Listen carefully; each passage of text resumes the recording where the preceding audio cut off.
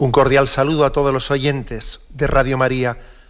Un día más, con la gracia del Señor, proseguimos el comentario del Catecismo de nuestra Madre la Iglesia. Nos habíamos quedado en el punto 2149. En él, dentro del contexto del segundo mandamiento, no tomarás el nombre de Dios en vano, se concluye el primer apartado, el que decía, el nombre del Señor es santo. Habíamos hablado en programas anteriores sobre el sentido de lo sagrado, sobre lo que es la blasfemia. Dice aquí, punto 2149. Las palabras malsonantes que emplean el nombre de Dios sin intención de blasfemar son una falta de respeto hacia el Señor. El segundo mandamiento prohíbe también el uso mágico del nombre divino. Y viene aquí una cita de San Agustín, ¿no?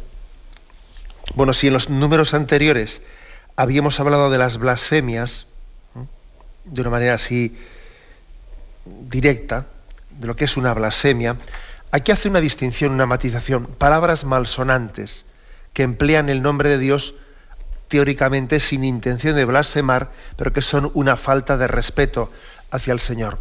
Sería absurdo, ¿no?, pretender hacer la distinción. Bueno, yo estrictamente lo que he dicho no es una blasfemia, podría ser entendido de otra manera, porque no he proferido algo directamente contra Dios, aunque he hecho una utilización. Bueno, aquí el Catecismo, para que no caigamos en distinciones absurdas, nos dice también las palabras malsonantes, ¿no?, son una falta de respeto al nombre de Dios, las palabras malsonantes que emplean el nombre de Dios de alguna forma.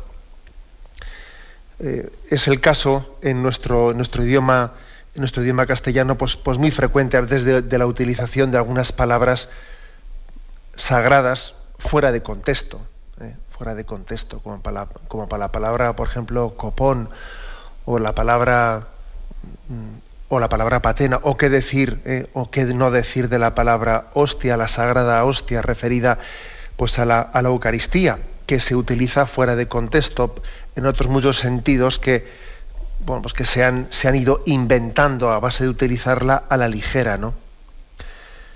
Desgraciadamente la sagrada hostia es una de las palabras que es utilizada fuera de contexto pues con más frecuencia. Incluso hay que decir que la Real Academia Española, con ese criterio que se tiene de que la Real Academia está pues para recoger, ¿no?, de facto, el uso que de facto se hace de muchos términos, ha ido en las últimas versiones, ha ido incluyendo sentidos de algunas palabras sagradas que son faltos de respeto al nombre de Dios, como este caso concreto, la palabra hostia.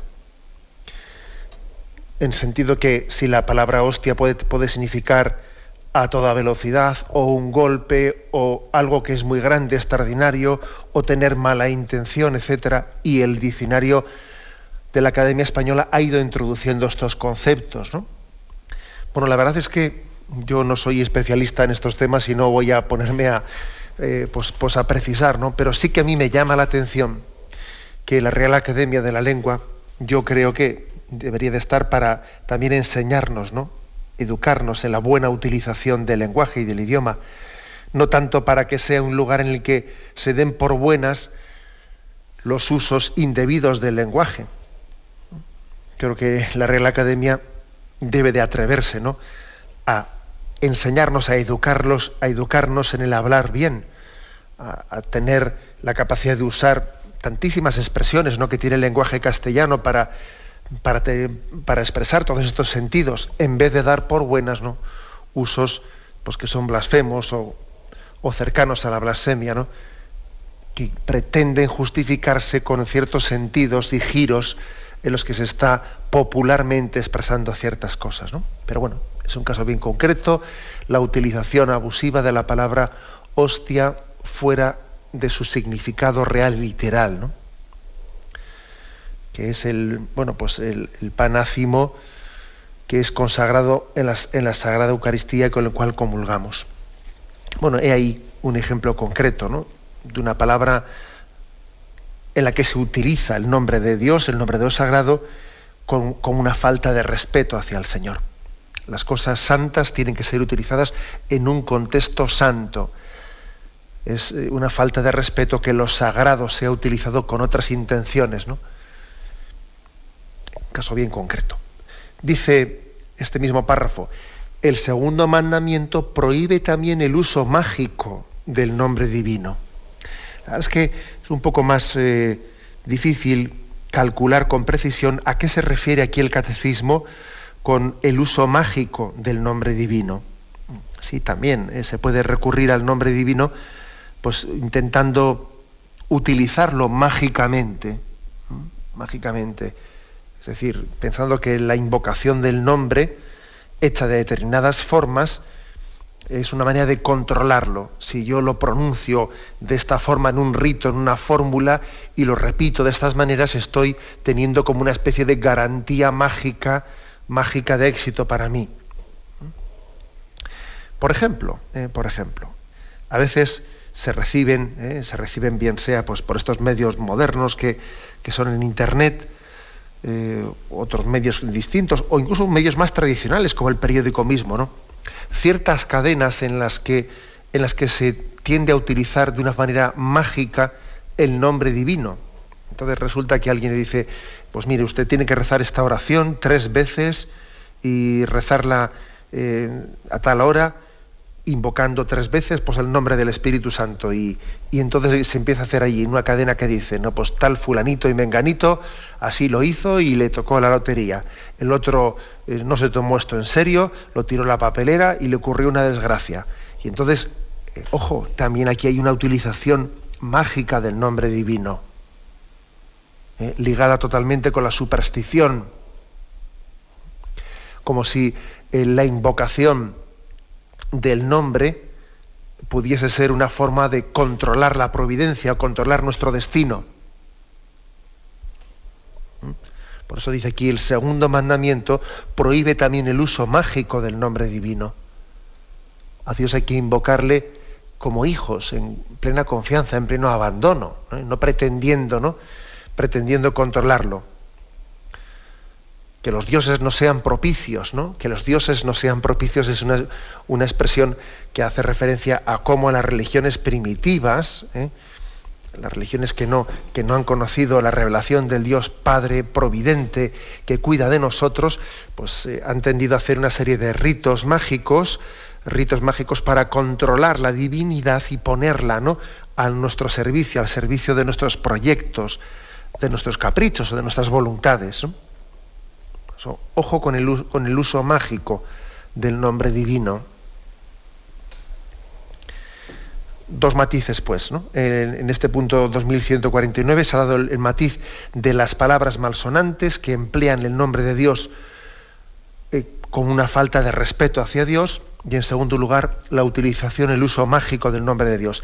Y luego viene una cita de San Agustín, de un sermón de San Agustín. Y así se concluye esta parte.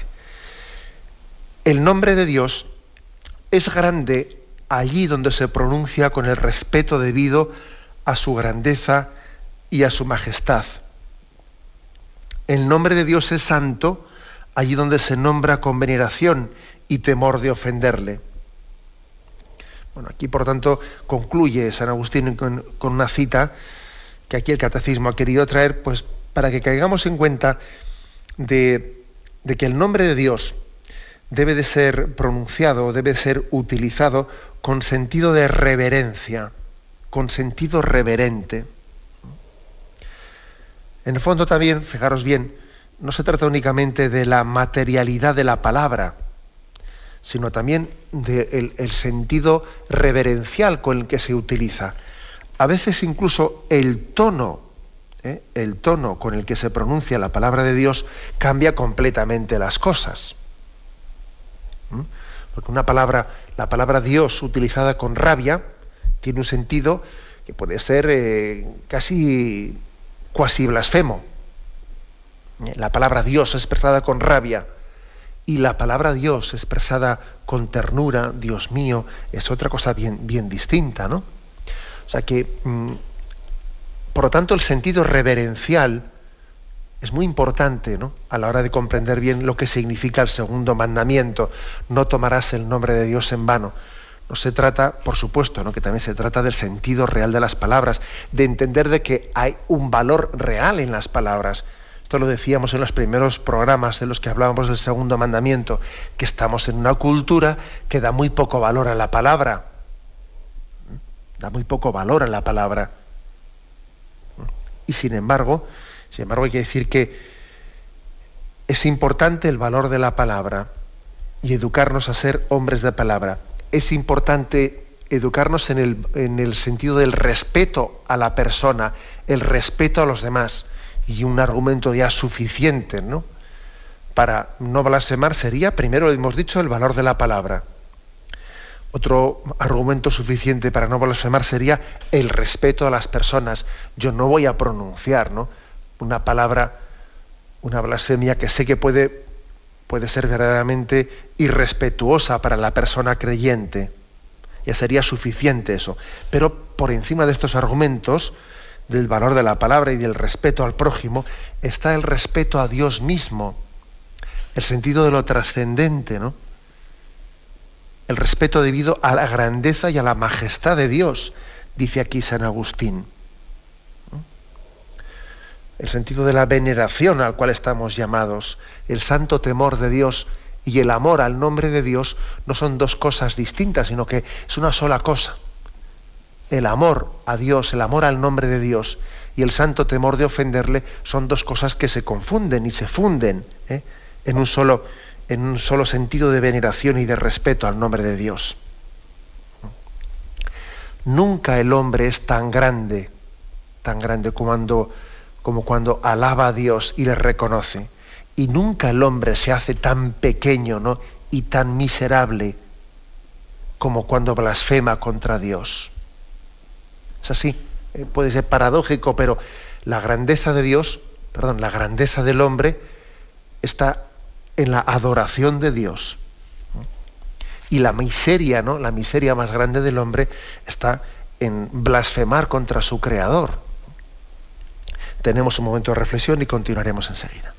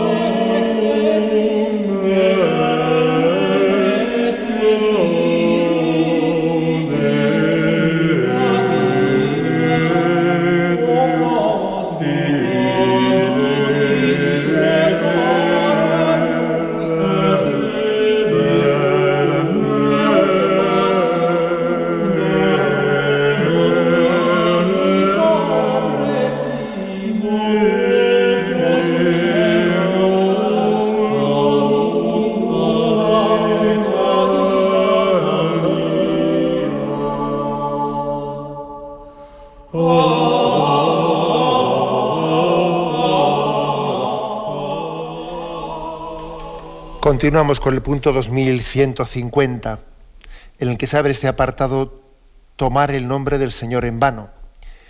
El segundo mandamiento prohíbe el juramento en falso. Hacer juramento o jurar es tomar a Dios por testigo de lo que se afirma. Es invocar la veracidad divina como garantía de la propia veracidad. El juramento compromete el nombre del Señor. Al Señor tu Dios temerás, a Él le servirás, por su nombre jurarás. habrá unos cuantos puntos pues, sobre este tema.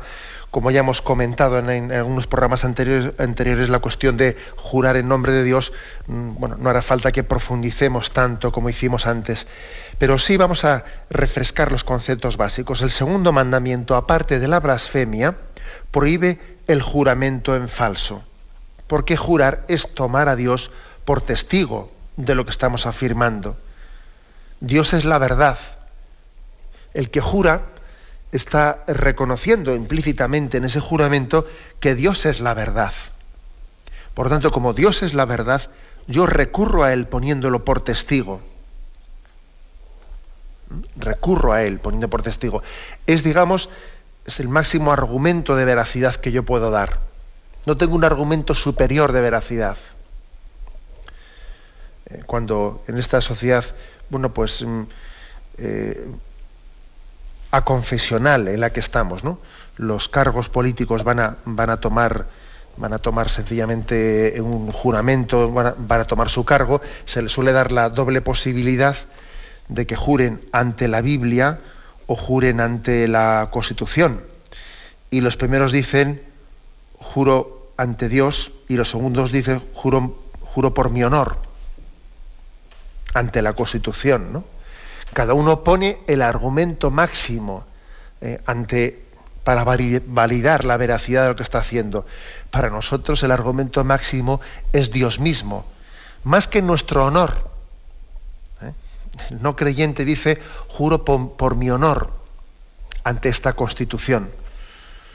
Bueno, ¿qué ocurre? Bueno, que todos sabemos que el honor humano, nosotros mismos nos encargamos de mancharlo. Es así es de crudo. O sea, juro por mi honor. Anda que nosotros mismos no faltamos a nuestro honor. ¿Cuántas veces no? Nosotros mismos somos nuestro peor enemigo. Nos contradecimos. Lo que dice San Pablo, ¿no? Hago lo que no quiero hacer y lo que quiero hacer no soy capaz de hacerlo. Por lo tanto, la palabra honor, claro, pues es que claro, el no creyente no tiene un recurso mayor que ese. Juro por mi honor. Bueno, es que es así de crudo, no tenemos no tiene el ser humano más remedio que apoyarse en su honor maltrecho, ¿no? En su voluntad, cuántas veces contradecida por sí mismo. Ante esta Constitución, se dice, ¿no? Bueno, pues curiosamente hay que decir que las constituciones van cambiando. Ahora es esta, antes fue la otra, después será la siguiente, ahora ya todo el mundo está hablando de reformas constitucionales, que hay que cambiar el texto, que es así, ¿no? Sin embargo, fijaros bien, nosotros juramos ante la Biblia, poniendo a Dios por testigo. Y la diferencia entre la Biblia y la Constitución es que la Biblia es la misma desde el día que se escribió hasta el fin de los tiempos. Cielo y tierra pasarán, pero mis palabras no pasarán. Y la Constitución, bueno, va a cambiar y está cambiando y además, bueno, hasta se invoca que debe cambiarse, etcétera, etcétera, ¿no? Esa es la gran diferencia entre jurar por Dios ante la Biblia o jurar por nuestro honor ante la Constitución o otro libro, ¿no?, de leyes humanas. Es curioso, ¿no? Hasta qué forma tan distinta de visualizar existe. Ese juramento religioso o ese juramento laico o como queramos llamarlo. Nosotros juramos. Jurar es poner a Dios por testigo porque reconocemos que Dios es la suprema verdad y que nosotros participamos de esa verdad plena que es Dios. Toda verdad está participando de Dios mismo. Bueno, ese es, por tanto, el fundamento primero y último.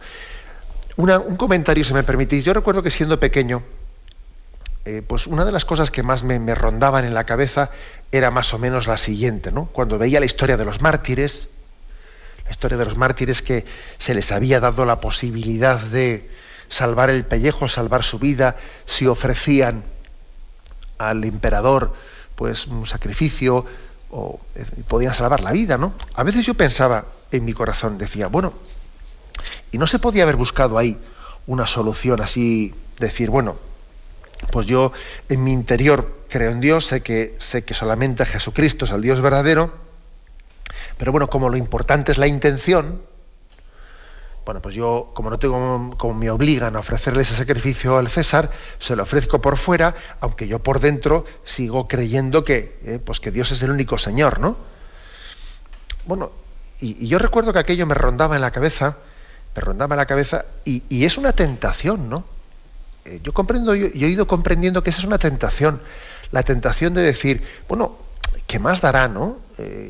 Lo importante es tu interioridad, lo importante son tus intenciones, ¿no? ¿No es un poco desproporcionado darle tanto valor a la palabra? Que al fin y al cabo lo importante no es lo que sale por la boca, ¿no? Sino lo importante es los sentimientos interiores, ¿no? ¿Por qué no, pues, en un caso así no se podría salir que aunque exteriormente, pues estemos pronunciando algo que no es verdadero, sabemos que en el corazón creemos lo que es auténtico, ¿no?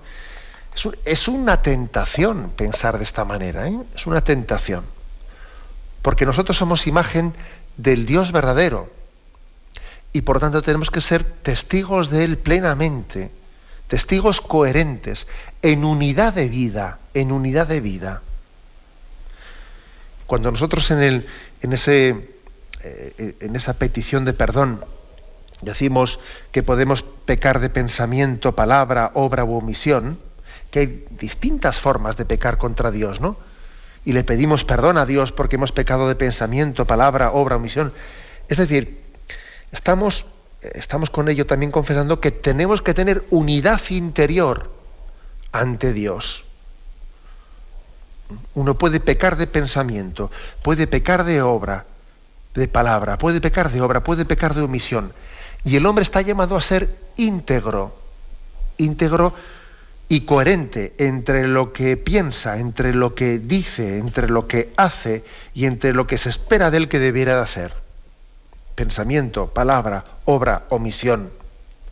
Por lo tanto, es una tentación la de decir, bueno, mira, lo importante es más el pensamiento o la obra, ¿no? No importa tanto la palabra que hemos dicho. Es una tentación. Como también una tentación la contraria. Lo importante es la palabra, ¿no? Aunque luego tú ya por dentro puedes pensar lo que te dé la gana. También es otra tentación. O lo importante son los sentimientos. Las cosas que hagas ya no importan tanto, ¿no? No. También es muy importante las obras, ¿eh? San Ignacio dice que el amor se demuestra más todavía en las obras que en las palabras. Pero también las palabras son importantes, ¿no? Etcétera, etcétera. Es decir, no se puede dividir el hombre. Es una unidad. Y nosotros estamos llamados a ser testigos del Dios verdadero en el pensamiento, palabra, obra, omisión, porque esa es la verdad del hombre, la integridad del hombre.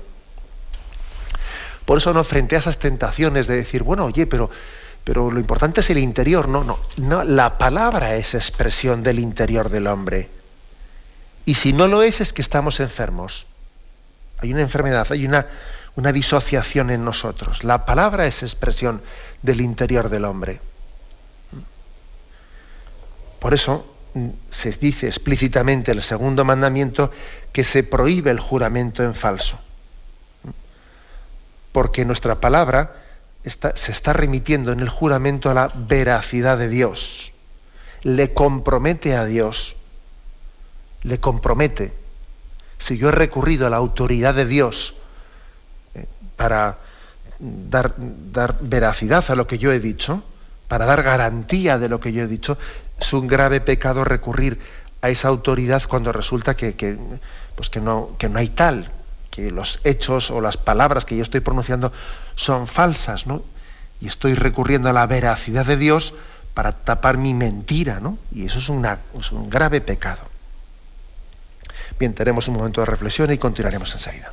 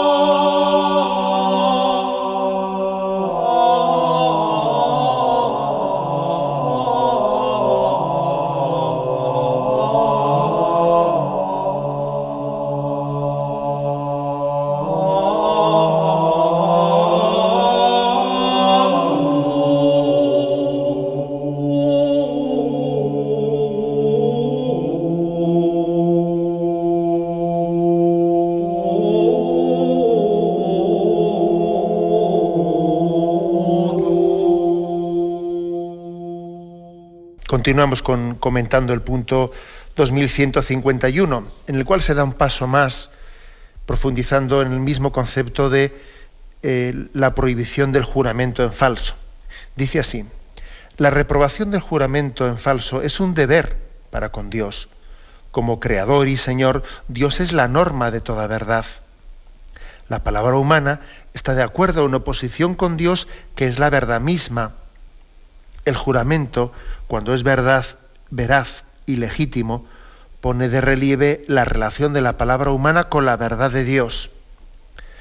El falso juramento invoca a Dios como testigo de una mentira. Bueno, en el fondo, como os dais cuenta, es profundizar un poco en lo mismo que hemos dicho anteriormente, ¿no? Ya es bastante significativo, bastante claro, yo creo que es muy elocuente, el hecho de que esta época actual, ¿no?, de relativismo, pues sea muy proclive, pues, a no darle importancia a la palabra y a no darle importancia alguna al juramento. Claro, es que es bastante lógico, claro.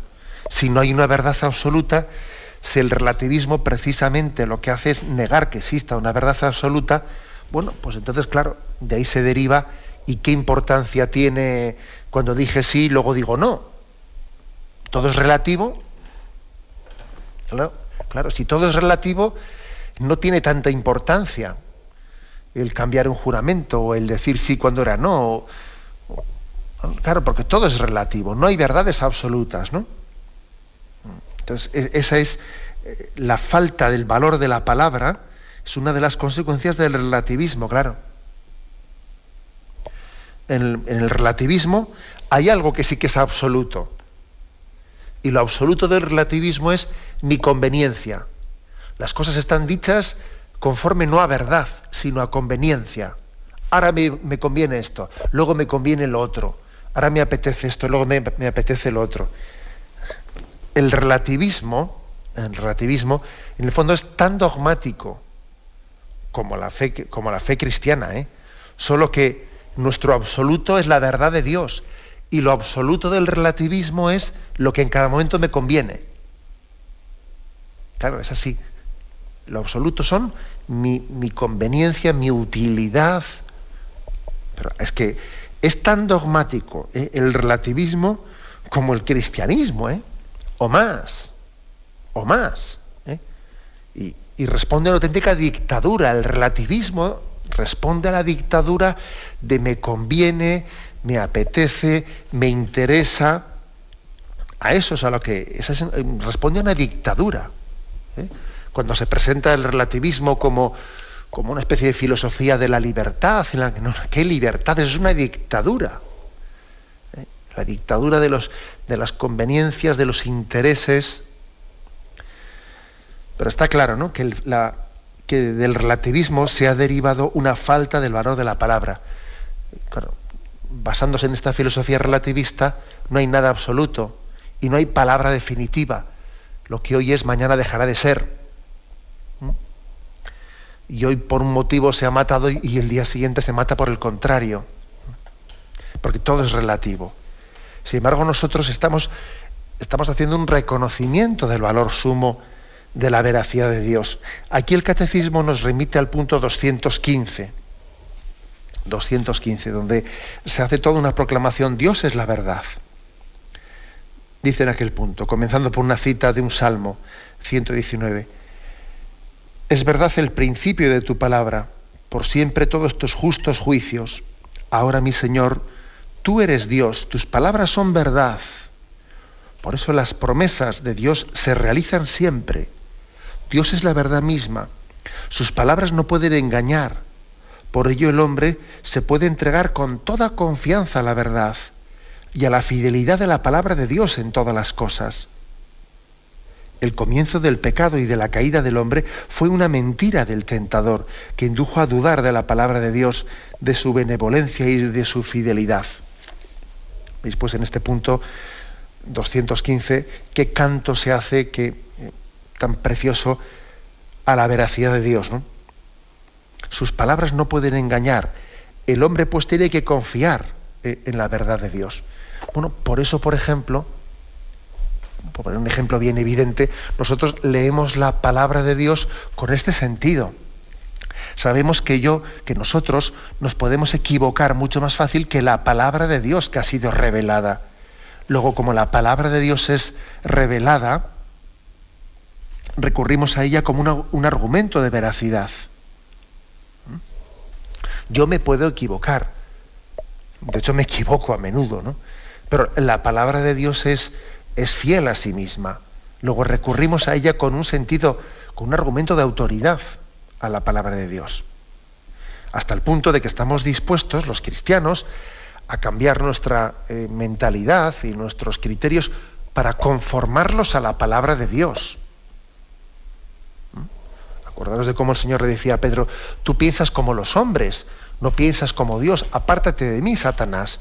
O sea, nosotros creemos más en esa veracidad de la palabra de Dios, ¿no? que incluso en supuestos razonamientos nuestros en los que nos podemos engañar.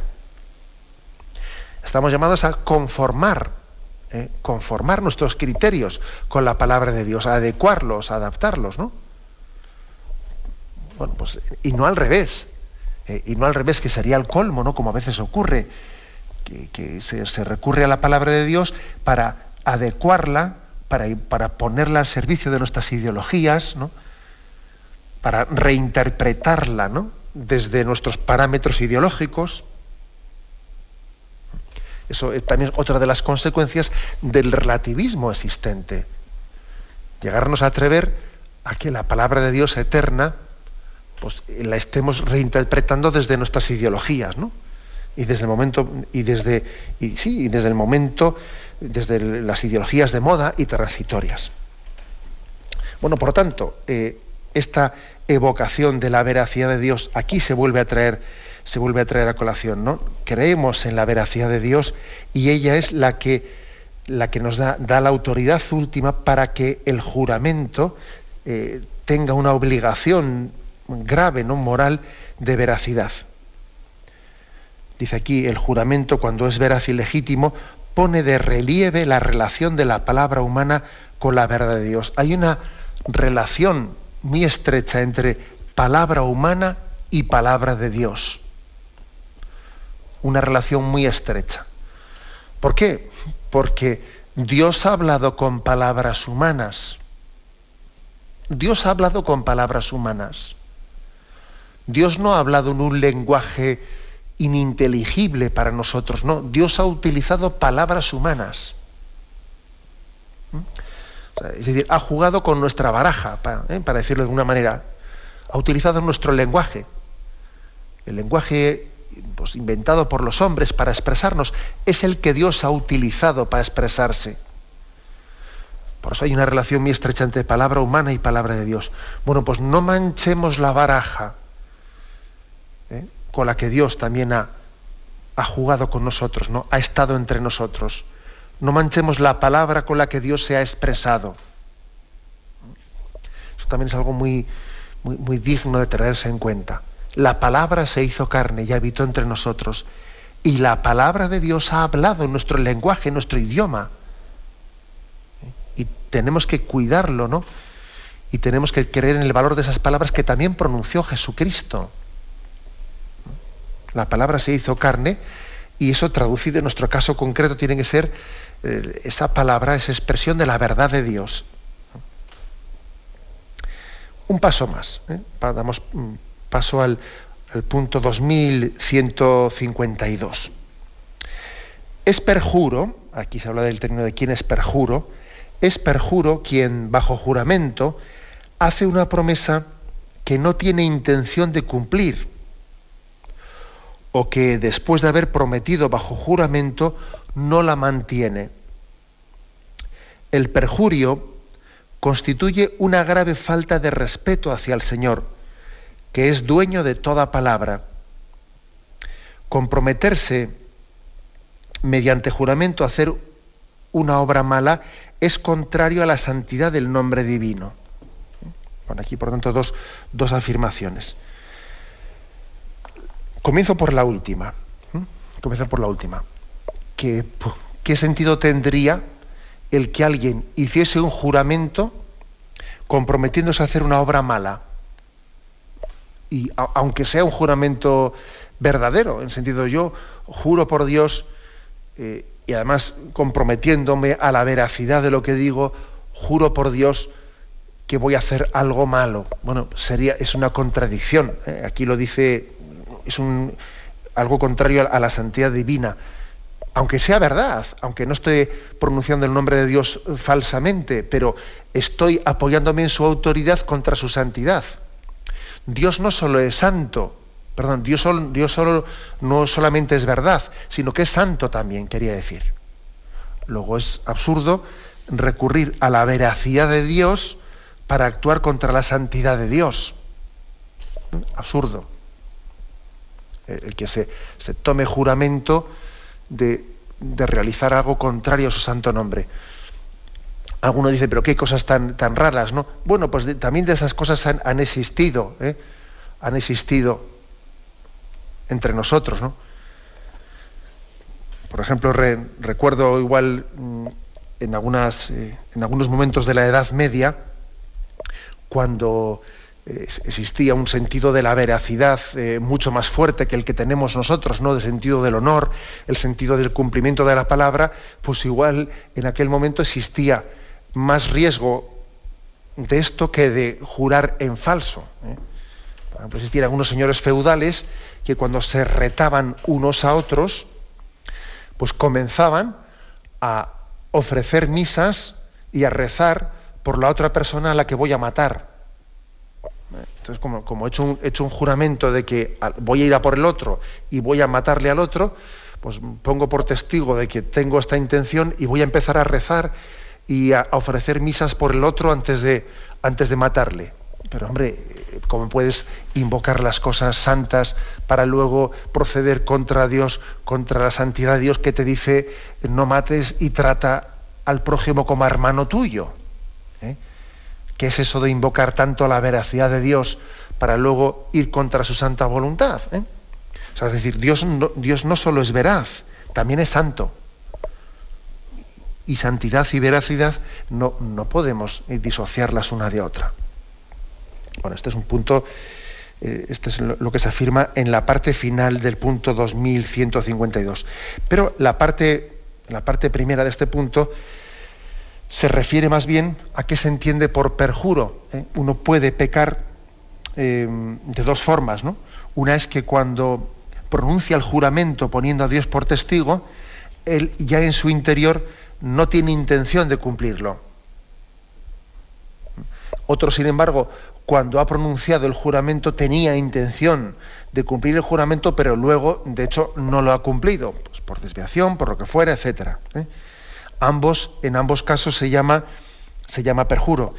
Hombre, parece que tendría más gravedad todavía el primer tipo de perjurio, aquel que en el mismo momento en el que se ha pronunciado ya existía incluso una intención de no cumplirlo. Parece que tiene más gravedad.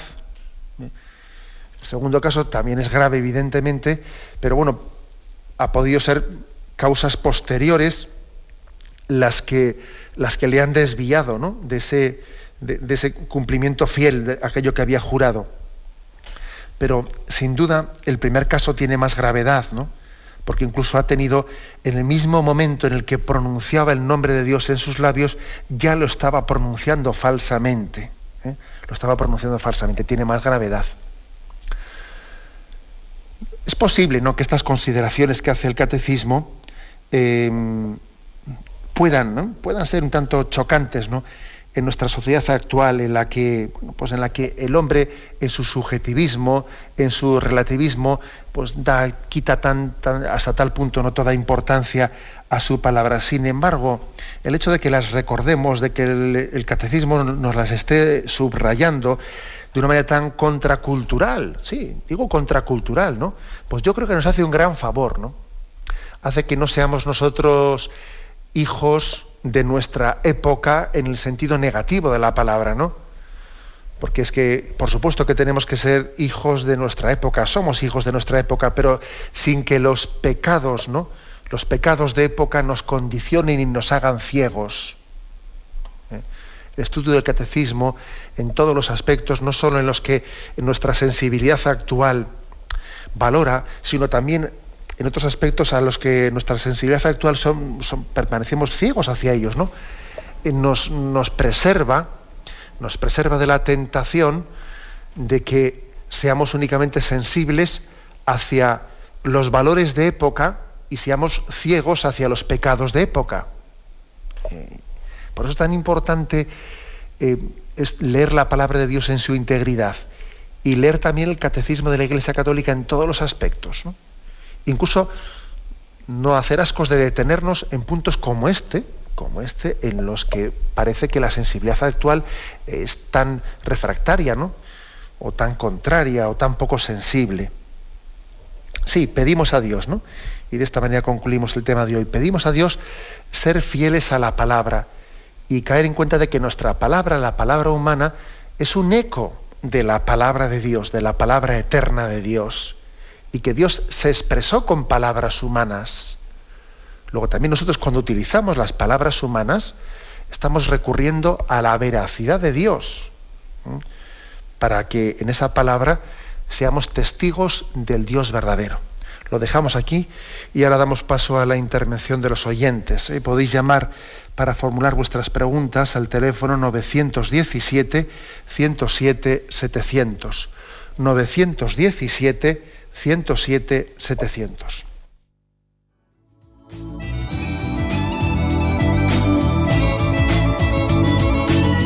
¿Le gustaría tener sus programas favoritos de Radio María en CD o DVD? Ahora es posible.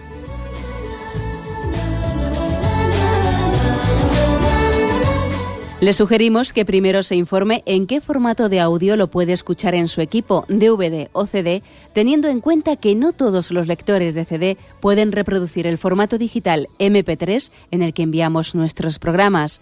Y luego, si quiere en su casa esos programas que tanto le gustan, solo tiene que escribir una carta a Radio María, Paseo Lanceros 2, primera planta, 28024, Madrid, indicando si lo quiere en CD o DVD y cuántos programas. También le rogamos que escriba su nombre, dirección y no se olvide de facilitarnos un teléfono de contacto para cualquier duda que nos surja.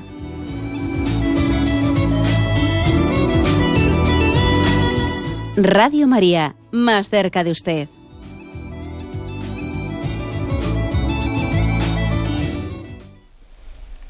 Sí, buenos días. ¿Con quién hablamos? Mire, buenos días. Soy Pilar de Santander. Adelante, Pilar. A ver cómo se lo explico.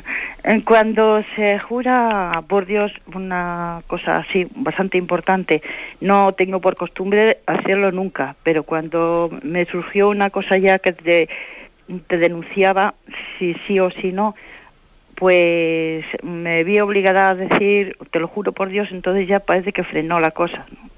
Fue cierto, auténticamente cierto lo que yo dije, juro por Dios que no había pasado tal cosa, y gracias a eso ya no me denunció, pero es que estaba a punto de denunciarme.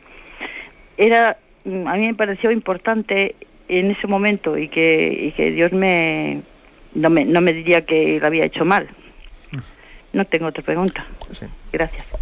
Pues bueno, pues yo creo que la oyente pone un caso concreto que se adelanta a lo que mañana quisiéramos explicar, que es que dice también la Sagrada Escritura que no hay que jurar poniendo a Dios por testigo innecesariamente. Pues se podría pecar no ya de jurar en falso, sino de jurar con demasiada ligereza, ¿no? Pero la oyente ha puesto un caso bien concreto en que, bueno, es que también el juramento, hay motivos para jurar, hay casos concretos en los que se puede e incluso se debe de jurar, ¿no? Invocando solemnemente el nombre de Dios. Bueno, y a mí me parece hermoso el caso que ha puesto el oyente. Ella pocas veces lo ha hecho en su vida, por lo que ha dado a entender, y entendió que era un momento, había un conflicto serio, y que solemnemente ella invocaba el nombre de Dios para decir que tal cosa era falsa. Y bueno, la persona que le escuchó se ve que le dio veracidad a ese juramento, le dio veracidad, y bueno, y detuvo una denuncia, ¿no? Posiblemente si hubiese jurado, si esta oyente hubiese tenido en su vida un recurso demasiado ligero, con demasiada frecuencia, hubiese estado jurando, pues llegado el momento ese solemne en el que ha jurado, pues igual no hubiese obtenido ese efecto de parar la denuncia. No digamos si esta oyente resulta que hubiese jurado en falso en veces anteriores, pues entonces verdaderamente hubiese ocurrido que, claro, que entonces ya no hubiese tenido ningún efecto. Por lo tanto, qué importante es que juremos las veces estrictamente necesarias, sin abusar del motivo, y lógicamente que seamos después cumplidores de ese juramento, ¿no? Que juremos como testigos de la verdad, ¿eh? Para que no ocurra aquello de aquel cuento famoso de que viene el lobo, y luego obviamente cuando viene ya nuestra palabra no tiene el efecto de la fuerza y firmeza, ¿no?, de veracidad que quisiéramos que tuviese. Adelante, vamos para un siguiente oyente. Buenos días. Buenos días. Buenos días, sí, le escuchamos. En primer lugar, muchas gracias por su programa, que son tan bonitos, padre José Ignacio, y nos aclara tantísimas dudas y nos hace tanto bien a los cristianos. En siguiente lugar, padre Ignacio, pues decirle que sí, con respecto a jurar en falso, por ejemplo, decir a alguien, te lo digo, poniendo a Dios por testigo, o delante de Dios y de la Virgen te digo que no sé qué, que eso es cierto, que esa es un poquito mi duda que yo tenía, ¿no? No sé si usted me entiende. Sí, de acuerdo. Como diciendo, delante de Dios te digo, como Dios nos ve cada momento, porque quiero decir, como Dios ha hecho los oídos, y el que ha hecho los oídos nos oye, el que ha hecho los ojos nos ve, como decir, porque que Dios nos está viendo, delante de Dios te digo que tal cosa, ¿no? O que tal otra, Y otra cosa, padre Ignacio, el otro día que quise contactar para hacerle también una consulta y no pude, y es sobre, cuando usted hablaba sobre la libertad del hombre, decir que el hombre somos libres para hacer el bien o para hacer el mal, pero que Dios nos ha dado unos mandamientos, y en cierto modo estamos también un poquito, no somos, digamos, tan libres en ese sentido, porque el Señor nos ha dado unos mandamientos también, ¿no?, que tendríamos que cumplir, ¿no? Solamente eso, padre Ignacio. De acuerdo. Vamos a ver. El juramento no es que esté ligado a una palabra, es decir, para que alguien jure no es que sea necesario que pronuncie la palabra te juro, ¿eh? Uno puede estar jurando sin decir la palabra juro, ¿eh? Pues por ejemplo con otro tipo de fórmulas, con la fórmula de pongo a Dios por testigo, bueno, aunque no haya pronunciado la palabra juro, eso también es un juramento, ¿eh?, mediante otra fórmula distinta, porque jurar es poner a Dios por testigo de lo que decimos. Con respecto al segundo aspecto que decía el oyente, bueno, pues es que todo depende de cuál sea nuestro concepto de libertad, ¿no?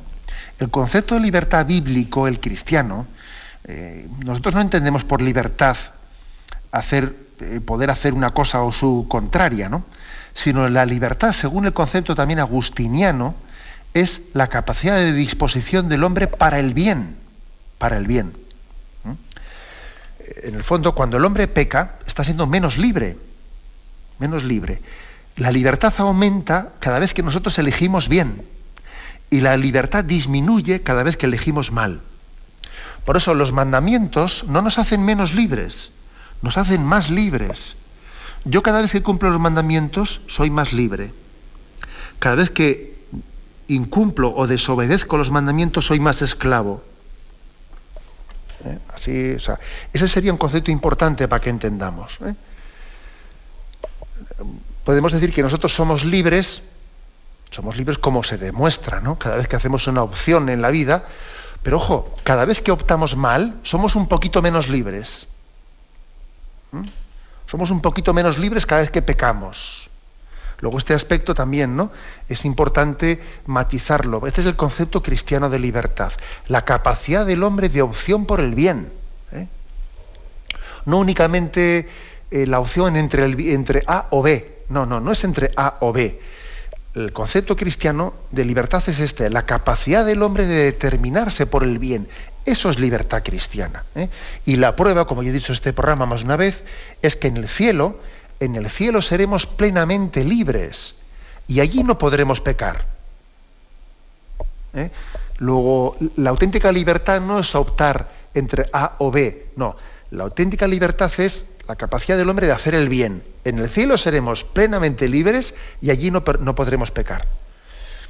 Adelante, vamos a pasar a un siguiente oyente. Buenos días. Buenos días, ¿soy yo? Sí, le escuchamos. Sí, adelante. Buenos días. De La Coruña, soy Sina. Quería decirle, ayer mismo pues me encontré en misa con una pareja que ella está separada, vamos a ver, civilmente. Él es viudo, pero hacen vida conyugal. Entonces yo los vi comulgar y yo le he dicho, bueno, hablando entre esto, le he dicho que vivían en pecado mortal. ¿Eso es correcto? Muchas gracias, padre. Pues yo pienso que tenemos que tener capacidad de, entre nosotros, ver la fórmula adecuada, prudente, pero también de ejercer lo que nos dice el Evangelio de la corrección fraterna. Ver de qué manera se hace, con qué delicadeza, pero al mismo tiempo hablando en verdad. Hablando en verdad. O sea, no puede ser que San Juan Bautista le cortasen el cuello por denunciar, por denunciar sencillamente un adulterio, ¿no? Y nosotros, sin embargo, pues no tengamos ni la más mínima valentía de hacer una corrección fraterna al respecto. Oiga, que a San Juan Bautista le cortaron el cuello por eso, por hacer esa denuncia concreta de que Herodes estaba viviendo con la mujer que no era la suya. Y entonces nosotros vamos a ser tan cobardes que ni siquiera nos vamos a atrever a decir nada. Bueno, entonces esto por una parte. Por otra parte, la importancia de la delicadeza, la importancia de rezar por la persona a la que vamos a corregir, de saber buscar el momento adecuado, de igual ver si soy yo la persona adecuada o conviene mejor que se lo indique a otra para que otra se lo diga, porque igual también así podemos buscar mejor efecto. También este segundo aspecto es importante, el sentido de la prudencia y de la delicadeza, pero sin negar el primero. Sin negar el primero. San Juan Bautista también, digo yo, que también discerniría él cómo podía hacerlo, y fue y lo dijo, y le metieron en la cárcel, y luego más tarde le cortaron la cabeza por haber denunciado aquel adulterio. Luego, mantengamos las dos cosas, ¿no? El sentido de nuestra obediencia a la verdad y al mismo tiempo el sentido del amor, del cariño hacia la persona que vamos a corregir, buscando el momento adecuado, el cauce adecuado, la persona adecuada para poder hacerlo. Lo dejamos aquí. Me despido con la bendición de Dios Todopoderoso, Padre, Hijo y Espíritu Santo. Alabado sea Jesús.